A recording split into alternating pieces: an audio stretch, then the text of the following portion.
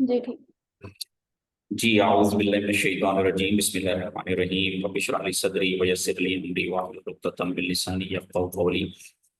तो आज जो हमारी डिस्कशन है वो ये है कि एक लाइफ पार्टनर कैसा होना चाहिए।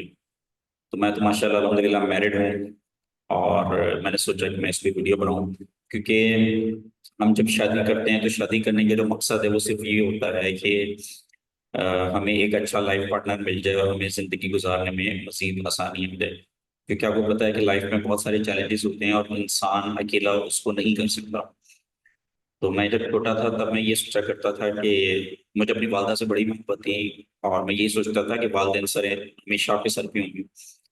लेकिन जब मैं 24 साल की उम्र में हुआ तो वालिद साहब फौत हो गए, फिर मेरी शादी हुई, फिर मैं 32 का था तो वालदा फौत हो गई। फिर मुझे जब वालदा फौत हुई तो बड़ा गम हुआ था मुझे। तब मैंने इस चीज को रियलाइज कर लिया था कि अल्लाह के सिवा कोई भी कांस्टेंट नहीं है, क्योंकि जिनसे आप सबसे ज्यादा प्यार करते हो वो फिर आपकी लाइफ से चले जाते हैं और फिर आपकी लाइफ में आपकी वाइफ आ जाती है। फिर आप अपनी वाइफ से मोहब्बत करना शुरू कर देते हो। लेकिन अब वाइफ कब आ रही है? जब मैं 24 साल का था।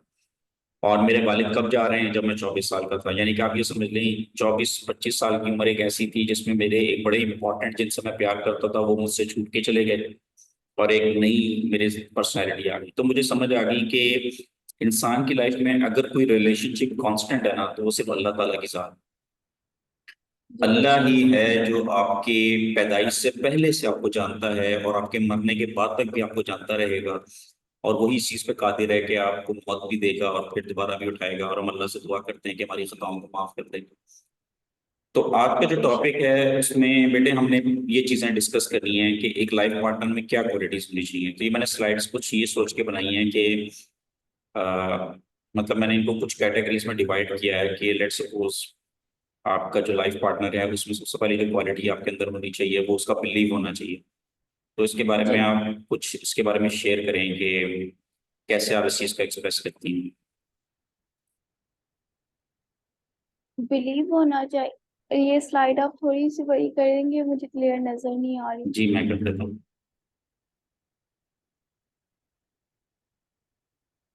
अच्छा, बिलीव ये होना चाहिए कि सबसे पहले तो देखा जाए कि वो मुसलमान होना चाहिए। एज अ हम्म, मुसलमान, अगर मैं मुसलमान हूँ तो वो भी मुसलमान होना चाहिए। अल्लाह पे उसका पूरा यकीन होना चाहिए, एक अल्लाह की इबादत करने वाला होना चाहिए।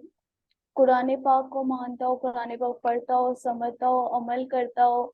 उसके अलावा आखिरत पे यकीन होना चाहिए, क्योंकि आखिरत तो बरहक है और वो आनी ही आनी है। डेली नमाज पढ़ता हो, सदका खैरात करता हो, जो एक मुसलमान में क्वालिटीज होनी चाहिए।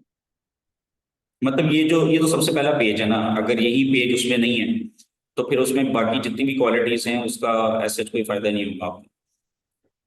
जी बिल्कुल। तो सबसे पहले उसके अंदर एक क्वालिटी होनी चाहिए वो अल्लाह को वादुल्ला शरीक मानता हो और नमाज और कुरान पाक पे रिसर्च करता हो। ये बड़ा इंपॉर्टेंट है। बल्कि ये आना मैं आपको जी बताता हूँ, अगर वो कुरान पाक पे रिसर्च करने वाला नहीं है वो शख्स और वो बंदा आपकी लाइफ में आ जाएगा तो इसके बारे में देखें ना कुरान करीम में सूरह तौहा अगर आप पढ़ें तो अल्लाह ताला ने सैयदना मूसा अलैहिस्सलाम को स्पेशली कहा कि मूसा उस शख्स को हरगिज अपना दोस्त मत बनाना जो ख्वाहिशात नफ्स के पीछे चल रहा हो, नहीं तो वो तुम्हें आखिरत से भुला देगा और तुम्हें गुमराह कर देगा। अल्लाह ताला मूसा अलैहिस्सलाम को कह रहे हैं। फिर अल्लाह ताला ने सूरह कहफ जो हम हर जुम्मे को पढ़ते हैं उसमें अल्लाह ताला ने नबी करीम सल्लल्लाहु अलैहि वसल्लम को कहा कि ए मोहम्मद जो कलाम मैं तुमको दे रहा हूँ उसको एज इट इज सुना दो और हरगिज अपनी ख्वाहिशात नफ्स की पैरवी ना करना या उस शख्स के पीछे ना पड़ना जो दुनियावी ख्वाहिशात की तरफ चल रहा है। क्या तुम दुनिया की जिंदगी चाहते हो? इसका मतलब ये अगर हमारी लाइफ में हमारा लाइफ पार्टनर ऐसा आ रहा है या हम किसी ऐसे लाइफ पार्टनर का इंतखाब कर रहे हैं जो हमें गुमराही की तरफ लेके जाने वाला है तो वो बड़ी प्रॉब्लम हो जाएगी। फिर आपने सही कहा कि वो नमाज और ज़कात का पढ़ने वाला हो, क्योंकि नमाज पढ़ने से लाइफ में डिसिप्लिन आता है और ज़कात देने से हम्बलनेस आती है, आजी आती है, लोगों से मोहब्बत आती है। सेल्फिश ना हो, खुद गर्ज ना हो और आखिरत में उसको बड़ा स्ट्रांग बिलीव हो कि मैंने हर अमल का हिसाब देना है, तो उसके एटीट्यूड भी बड़े कंट्रोल होंगे। अच्छा, दूसरा जो पॉइंट है वो रिलेशनशिप मैनेजमेंट के हवाले से। तो इसमें आप इसको कैसे एक्सप्लेन करते हैं? इसमें वही जो आपने सबसे पहले बात की है कि यहाँ पर हर रिश्ता एक वक्ती तौर पे है। जैसे आपकी मामा की डेथ हो गई, पापा की डेथ हो गई, सिर्फ अल्लाह से बेहतरीन रिश्ता कायम करना चाहिए। ठीक है। और ना, और लेकिन अल्लाह ताला हमेशा से और हमेशा से रहने वाले हैं, इसीलिए उनके साथ स्ट्रॉन्ग रिलेशन होना चाहिए। उसके बाद अपने माँ बाप को फरमाबरदार होना चाहिए हर हाल में, चाहे वो अपने पेरेंट्स हो चाहे अपने लाइफ पार्टनर के पेरेंट्स हो, उनका फरमाबरदार होना चाहिए। और अपने रिश्तेदारों के साथ हम्बल होना चाहिए, अच्छे तरीके से बात करनी चाहिए। ये नहीं कि सिर्फ माँ बाप और बहन भाई के हद तक, नहीं, चाचा फूफा वगैरह सबके साथ अच्छा रिलेशन होना चाहिए। और उसके अलावा खानदान में जितने भी गरीब हैं, यतीम हैं, जो नीडी हैं, उनके साथ भी उनका अच्छा बिहेव होना चाहिए। उसके बाद लोगों के साथ अच्छे तरीके से बात करें। मतलब ये सीक्वेंस उसको फॉलो करना चाहिए।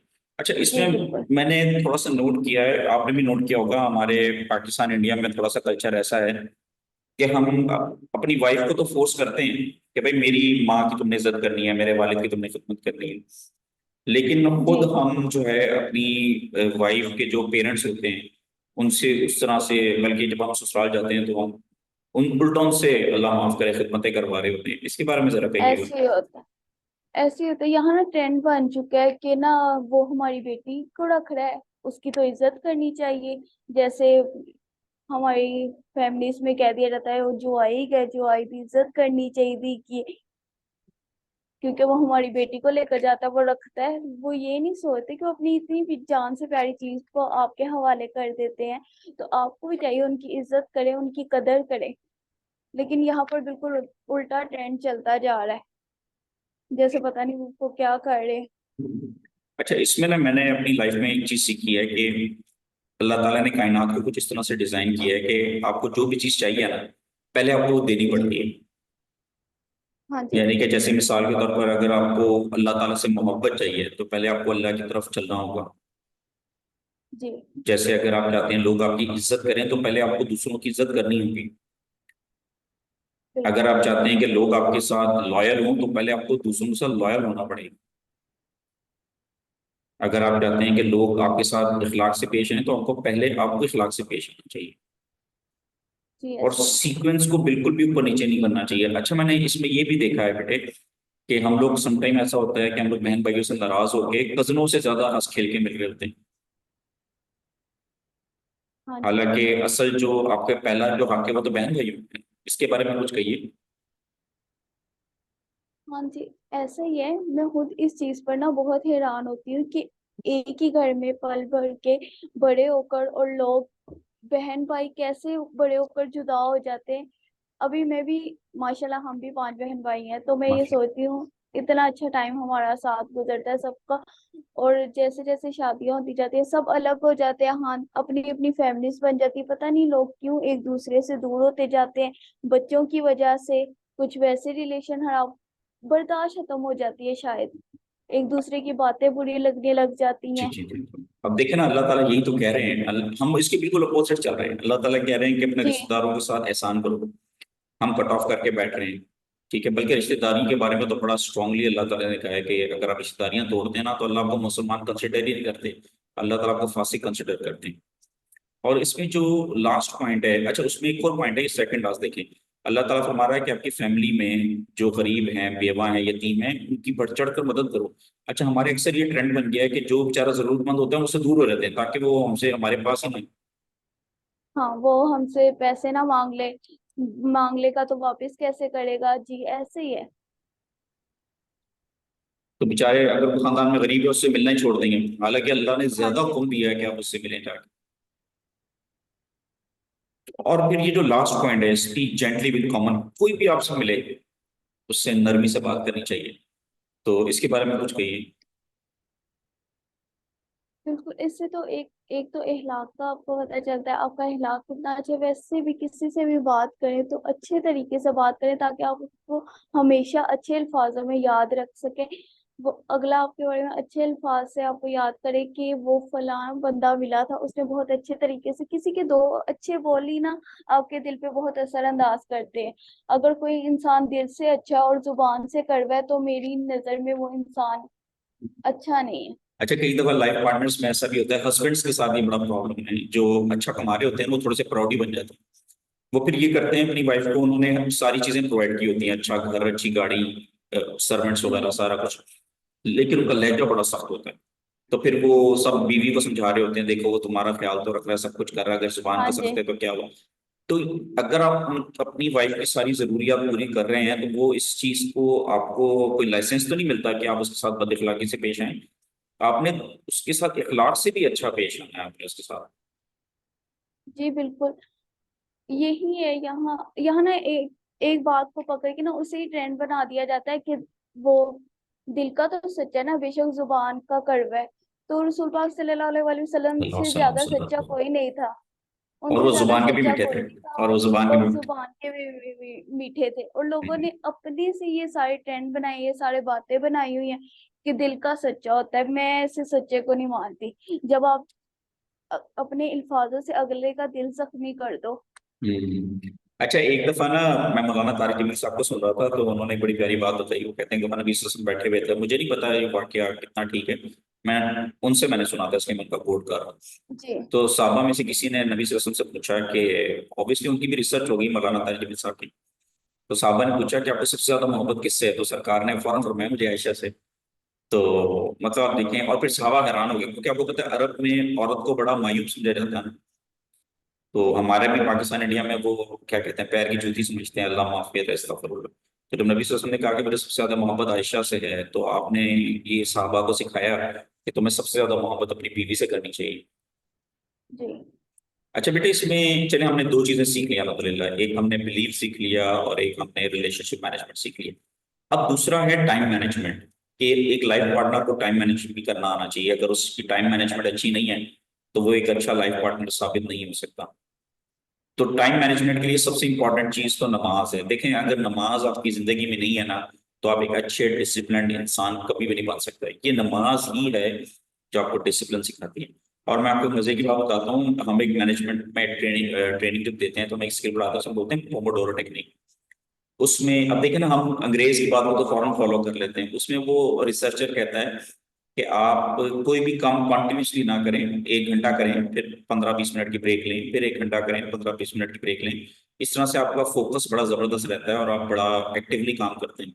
अब वो बातें तो सबको जी। समझ आ रही हैं, लेकिन अल्लाह ताला ने नबी सल्लल्लाहु अलैहि वसल्लम के जरिए जो नमाज का हुक्म दिया है, आप देखें, अगर आप नमाज पढ़ें और मतलब आप फर्ज करें ऑफिस गए, ठीक है ना, जैसे ही ज़ोहर की नमाज हुई, आप सारे मस्जिद में गए, आपने मिलकर नमाज पढ़ा, आपने पूरा फोकस होकर अल्लाह पाक की हमदो बयान की, आपस में बात की, रिफ्रेश हो गए, फिर असर तक काम किया, फिर असर की नमाज पढ़ी।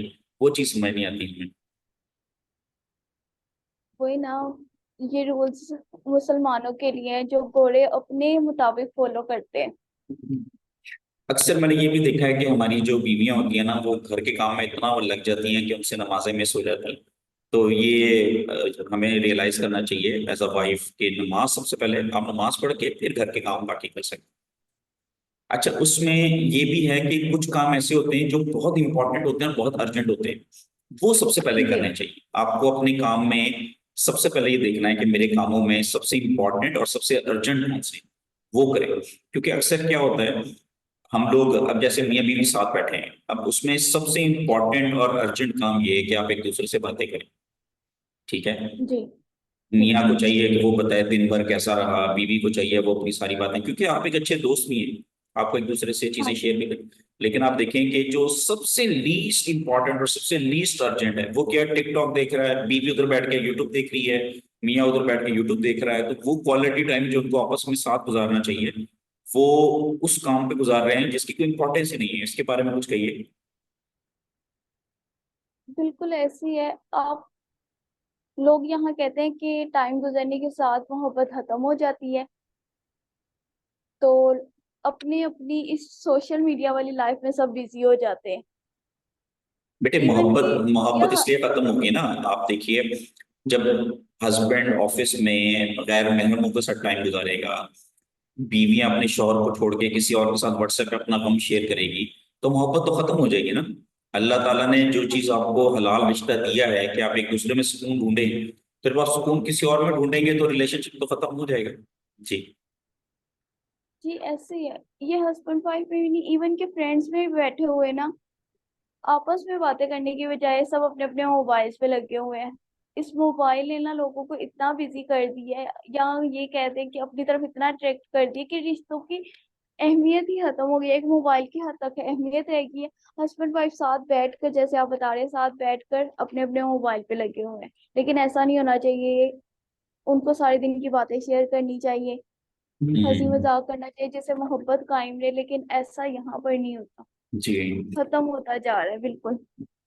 अच्छा, इसमें एक और बड़ा इंपॉर्टेंट पॉइंट है जो मैंने फाइंड आउट किया है, वो ये कि हमें ना कुछ अपने काम डेलीगेट भी करने चाहिए। अक्सर मैंने ये औरतों में ये चीज देखी है, वो कहती है जी कि मैं सारे काम मैं खुद करूं, जब तक मैं काम अपने हाथ से नहीं करती मुझे तसल्ली नहीं होती।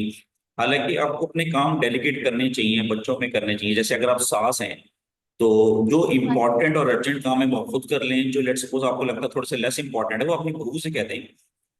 उससे ये होगा, जब अपने काम अपनी बहू से कहेंगी ना तो वो एक सेल्स जी। ऑफ एसोसिएशन डेवलप होता है कि बहू को भी हाँ लगता है जी। कि हाँ मेरी सास को मुझ पे एतबार है।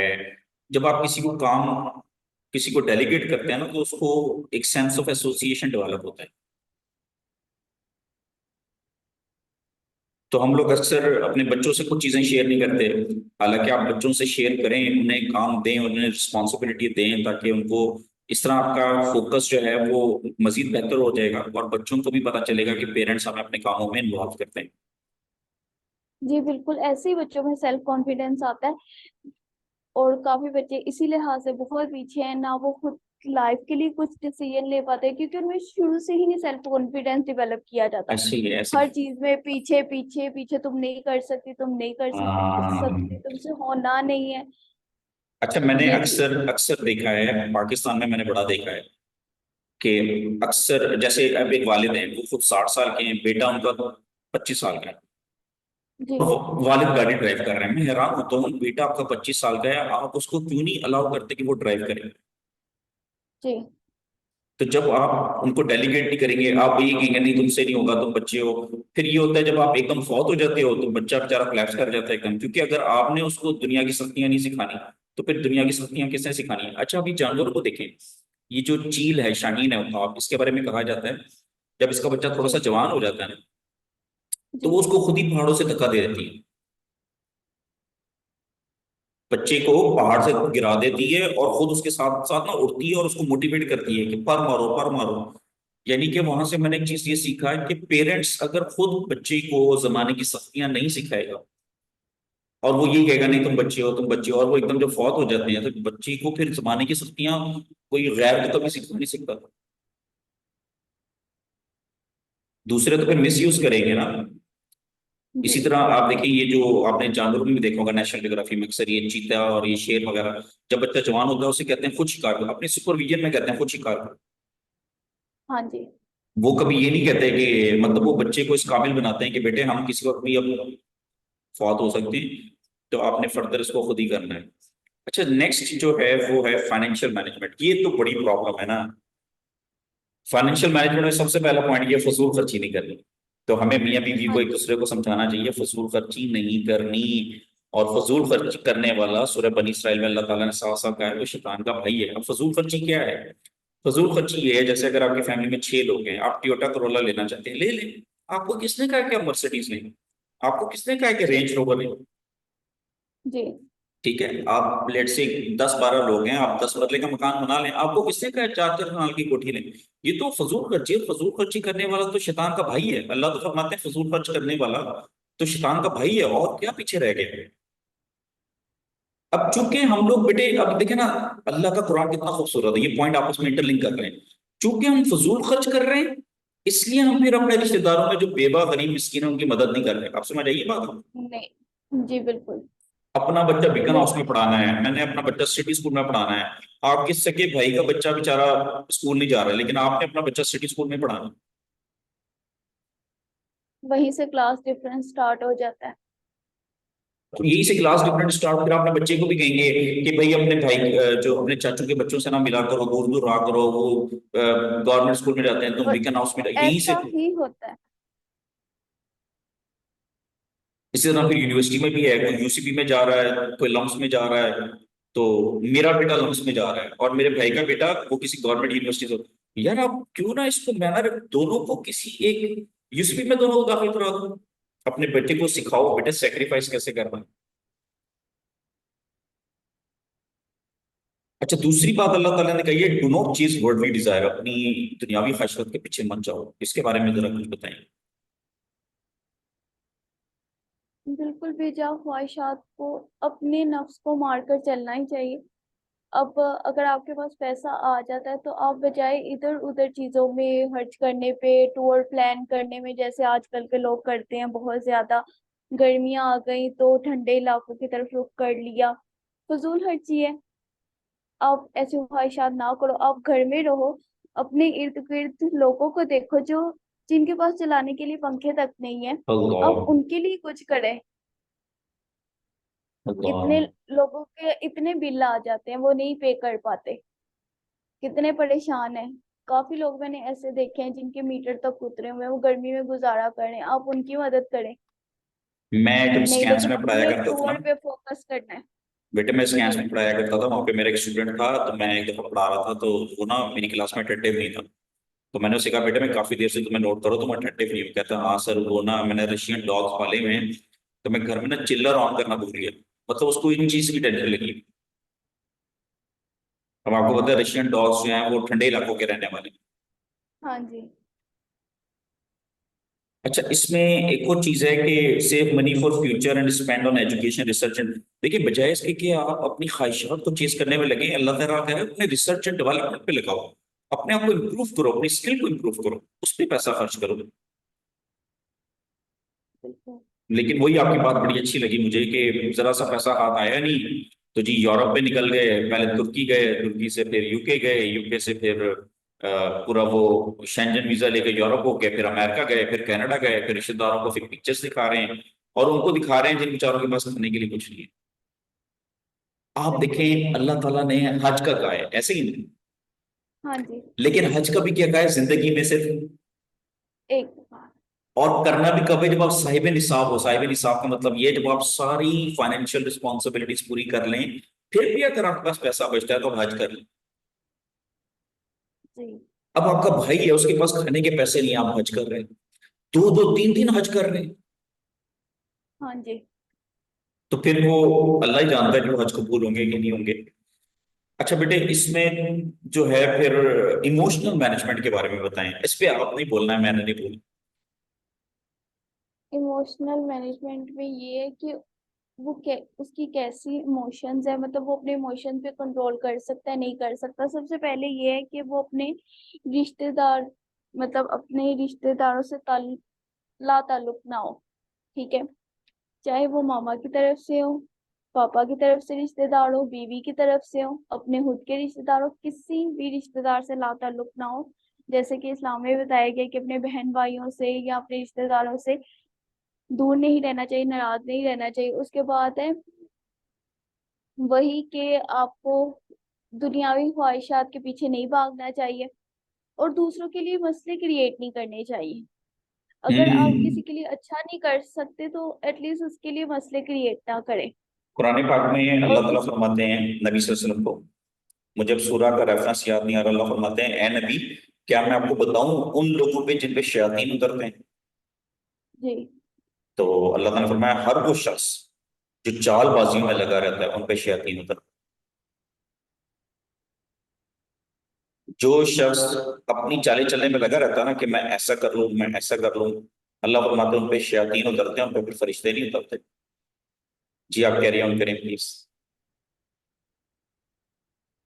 और उसके अलावा ये है कि जब आपको बहुत ज्यादा खुशी मिलती है तो अल्लाह का शुक्र अदा करना चाहिए, सजदे में गिर जाना चाहिए, अल्लाह। अल्लाह। अल्हम्दुलिल्लाह कहना चाहिए, ना कि फजूल खर्च में लग जाना चाहिए। थोड़े से पैसे आए और आप उन पैसों को उड़ाना शुरू कर दे, पार्टीज कर ले, फन कर ले, गेट टुगेदर कर ले। अल्लाह का शुक्र अदा करें, क्योंकि अल्लाह की बदौलत वो अच्छा लम्हा आपको नसीब हुआ है। और जब अगर आप पे कोई बुरा वक्त आए तो अल्लाह से ही माफी मांगनी चाहिए, अल्लाह ताला से ही रुजू करना चाहिए, ना कि गुस्से में आ जाना चाहिए, और ना ही गुस्से में लोगों से बात करनी चाहिए। हमेशा अल्लाह पे यकीन रखना चाहिए हर हाल में। और उसके बाद है हमेशा सब्र करना चाहिए हर हालत में, किसी की बुराई नहीं करनी चाहिए, और किसी से भी गुस्से में बात ना करें बिल्कुल भी, क्योंकि आपके गुस्से में कहे हुए अल्फाज इंसान को हमेशा याद रहते हैं। ऐसे ही है। बिल्कुल आपने सही फरमाया। लाहौर में तो एक कल्चर बन चुका हुआ है ना कि जरा से पैसे आते नहीं है, चलो जी गेट टुगेदर। हाँ जी यार मुझे पैसे जी आ रहे हैं, जैसे अब मुझे, चूंकि मेरा प्रोफेशन टीचिंग है तो मुझे पता है। हाँ यार चलो आज सैलरी आ रही है तो चलो जी आज पूरी फैकल्टी को कोर में ले जाओ, या उधर वो फेरेटिस ले जाओ, या उधर वो चांदनी चौक ले जाओ। तो बकायदा बारियां लगी होती है कि भाई आज आपकी बारी है, आज आपकी। हमारे टीचर्स में अक्सर ऐसा होता है, बजाय जी इसके कि ऐसे यार, हालांकि आप देखें आप ही की यूनिवर्सिटी में जो गार्ड्स वगैरह बेचारे जॉब कर रहे हैं, उनकी कितनी तो सैलरीज होती है। हाँ कभी आपने ऐसा प्लान किया है कि यार अब हमारी सैलरीज आ रही हैं तो हम सारे एक एक हजार डाल के एक फंड क्रिएट करके इन कार्ड्स वगैरह को दे दें, या अपने रिश्तेदारों में किसी को देख लें यार कि, अब देखें ना, मैं चले आपको एग्जाम्पल देता हूँ। फर्स्ट का मेरी सैलरी आई, अब आज मेरी बारी है तो मैं पूरी फैकल्टी को ले गया, मैंने 20,000 का उनको डिनर करा दिया। यही मैं 20,000 अपने खानदान में किसी कजन, बहन, भाई, चचा, ताया को भेज दूं जो बेचारा फाइनेंशियली स्ट्रगल कर रहा है। हाँ तो जी हमें एक ऐसा लाइफ पार्टनर देखना है, या हमें, क्योंकि हमने खुद भी एक लाइफ पार्टनर बनना है, तो हमें हमारे अंदर इक्वालिटीज होनी चाहिए, और हमें अपने लाइफ पार्टनर को समझाना भी है प्यार मोहब्बत से कि देखें ये रास्ता ठीक नहीं है, हमें अल्लाह के रास्ते की तरफ। अच्छा, फाइनेंशियल मैनेजमेंट के बारे में मैं आपको एक बात बता दूं बेटे, अल्लाह ताला कुरान में फरमाते हैं जो शख्स मेरे बताए हुए तरीके के मुताबिक खर्च नहीं करता वही तो काफिर है। आप लाख कलमा पढ़ते रहें, लाख नमाजें पढ़ते रहें, अगर आपकी फाइनेंशियल मैनेजमेंट, आप देख लें पाकिस्तान इंडिया में यही हो रहा है, हम लोग नमाज के पाबंद हैं, रोजों के पाबंद हैं, हज हमसे करवा लो, कुर्बानियां हमसे करवा लो, लेकिन हम अपने फाइनेंसिस को, हमें पता ही नहीं है कुरान फाइनेंशियल मैनेजमेंट के बारे में क्या कहता है। हमने कभी इस पर रिसर्च की ही नहीं। लेकिन इंशाल्लाह हम इस पे भी एक वीडियो बनाएंगे, मैंने बाकायदा इस पे रिसर्च की हुई है। और आखिरी बात है बेटे, चिल्ड्रन पे तो इस पे थोड़ा बताइए।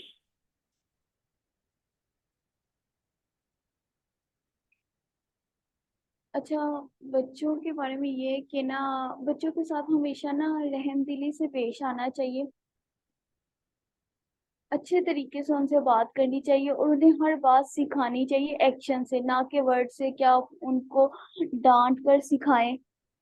और डांटना तो बिल्कुल नहीं चाहिए, डांटने से ना पर्सनैलिटी एक्सप्लॉइट हो जाती है। मैंने एक चीज, क्योंकि मेरा प्रोफेशन टीचिंग है, तो मैंने एक चीज ना प्रैक्टिस की है। आप जब किसी को कोई काम कहते हो ना जी और वो नहीं करता, तो आपको हाँ फौरन जी गुस्सा आता है, फिर आप सख्ती से कर नहीं। देखिए अल्लाह रहमान और रहीम है। आप क्या करो, बल्कि ये मैं आपको भी स्किल सिखाता हूँ। आपने फर्ज करें अपने छोटे भाई को एक काम कहा, आपने कहा मुझे पानी पिला दो, उसने नहीं पिलाया। हाँ जी आप उठ के जाएं उसके पास बैठे, उसे कहें मेरा प्यारा भाई मुझे पानी तो पिला दे, आप यकीन माने वो पिला दे। हाँ यानी जी कि आपने अपने बच्चे को कोई काम कहा, या अपने स्टूडेंट को कोई काम कहा, उसने नहीं किया, तो आप मजीद हाँ मोहब्बत से करेंगे, मजीद प्यार से शफकत से कहेंगे तो वो जरूर कर लेगा। और आपका रिलेशनशिप भी स्ट्रांग होगा, बजाय इसके कि आप उसे मारने धाड़ने लग जाए। तो पेरेंट्स बिल्कुल अक्सर ऐसे। शिकायत करते हैं जी मेरे बच्चे बदतमीज हो गए, मेरे बच्चे नाफरमान हो गए। सॉरी टू से, बच्चा आपका ही है ना, इसका मतलब आप हाँ उसको जी गलत सिखा रहे हैं। आप जो सिखा रहे हैं उसने वही करना है। आप उसको नमाज का ना कहें, आप वजू करके खुद नमाज के लिए खड़े हो जाए, आपको कहने की जरूरत ही नहीं है। जी बिल्कुल ऐसे ये बच्चे आप माँ अच्छा, बाप को ही फॉलो करते हैं। आपने नमाज पढ़ ली, आपने नमाज पढ़ के अपने बच्चे की तरफ देखना है, फिर आप उसके पास जाओ, आप उसको, बेटे आपने देखा नहीं आपके पापा ने नमाज पढ़ी है, वो फौरन पढ़ेगा। हाँ जी खुद कुरान का अलीफ भी नहीं पता, बच्चे को हाफिज बना दिया। पता नहीं कहाँ से इन्होंने एक चीज पकड़ी हुई है जी कि बच्चा हाफिज हो गया तो वालिदैन को भी जन्नत में ले जाएगा। अगर ऐसा होता तो हजरत इब्राहिम अलैहिस्सलाम अपने वालिद को ना जन्नत में ले जाते थे। जी बिल्कुल। वही ना, एक बात अगर सुन ली जाए या कह दी जाए उसी पे पक्का यकीन हो जाता है। हालांकि कुरान कितना कुछ कहता है, उस पे अमल नहीं करना। जो लोग बातें कह गए हैं यही कि हाफिज हो जाए तो 7 नस्लों को जन्नत में ले जाएगा, उसी जी पे मेरा सब कुछ। मेरा बच्चा हिफ्ज कर रहा है, मैं अब जो मर्जी करूं, मैं शराबे पीऊं, जो मर्जी हाँ करूं, जी। मेरे बच्चे ने तो मुझे बख्शवा देना। इवन के लोग ये भी कहते हैं कि हजरत मोहम्मद सल्लल्लाहु अलैहि वसल्लम ने सल्लल्लाहु एक दुआ रखी हुई है मुसलमानों के लिए कि मेरी उम्मत को जन्नत में दाखिल कर दिया जाए, तो लोग इसीलिए कहते हैं हम तो जन्नती हैं। नहीं वो है, लेकिन उस दुआ की लेकिन क्राइट, उस लेकिन उस बात की बिना पर ना वो नमाजें पढ़ते हैं ना कुरान पढ़ते हैं, वो ये कहते हैं हम तो जन्नती हैं। हाँ जी, देखें ये बड़ी खूबसूरत बात है। कुरान में अल्लाह फरमाता है कि अल्लाह उसको शिफात की इजाजत देगा जिसको अल्लाह पसंद करता है। अब नबी सल्लल्लाहु अलैहि वसल्लम तो उस कैटेगरी में आ गए। लेकिन जी अल्लाह फरमाते हैं कि शफाअत उसके लिए होगी जिसको अल्लाह पसंद फरमाता है। यानी कि नबी सल्लल्लाहु अलैहि वसल्लम कल को शफाअत सिर्फ उसकी कर सकते हैं जिसको अल्लाह पसंद फरमाता है। यानी कि दोनों का जो क्राइटेरिया है ना वो अल्लाह की पसंद पे है। जैसे मिसाल के तौर पर कल को आप अल्लाह की बारगाह में कहती हैं कि या रब्बुल आलमीन सर आमिर मेरे टीचर हैं, बड़े अच्छे थे, इनको माफ कर दें। अल्लाह ताला हाँ कहेंगे, जी। अगर तो आपके अमाल अल्लाह के यहाँ पसंदीदा होंगे तो अल्लाह कहेंगे ठीक है ना, ठीक है तुम शिफात करो। लेकिन किसके लिए करनी है? सर आमिर के लिए करनी है।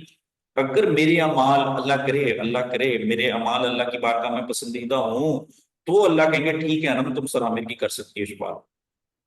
जी बिल्कुल। वो आपकी बात बिल्कुल ठीक है। अगर आपको कुरान के लिए वे नहीं पता, आप नमाजें नहीं पढ़ते, तो नबी सल्लल्लाहु अलैहि वसल्लम कहाँ, नबी सल्लल्लाहु अलैहि वसल्लम शिफात करेंगे आप? कभी भी नहीं कर सकते। बल्कि अल्लाह खुद रोक देंगे। अल्लाह खुद रोक देंगे, नबी आपने इनकी शिफात नहीं करनी, इन्होंने तो कुरान को फरामोश कर दिया। जी बिल्कुल। चलिए बेटे, इसको कंक्लूड करें 1 मिनट में, फिर हम इंशाल्लाह वीडियो वाइंड अप। आज क्या सीखा आपने और क्या मैसेज देना चाहती है? मैं यही कहूंगी कि आज जो हमने वीडियो बनाई है काइंडली इन सब स्टेप को फॉलो करें। सबसे पहले आप खुद ही स्टेप को फॉलो करें, जैसा आप बनोगे वैसा आपको मिलेगा, जैसी आप नियत करोगे वैसा ही आप आओगे, और इसी से ही आप अच्छी जिंदगी गुजार सकोगे। फिर आपसे ही नस्लें चलेंगी, जो बेहतरीन नस्ल होगी वही अल्लाह ताला के करीब होगी। लिहाजा इन सब बातों पर अमल कीजिएगा। माशाल्लाह, thank you so much, thank you बेटे, थैंक यू। ओके।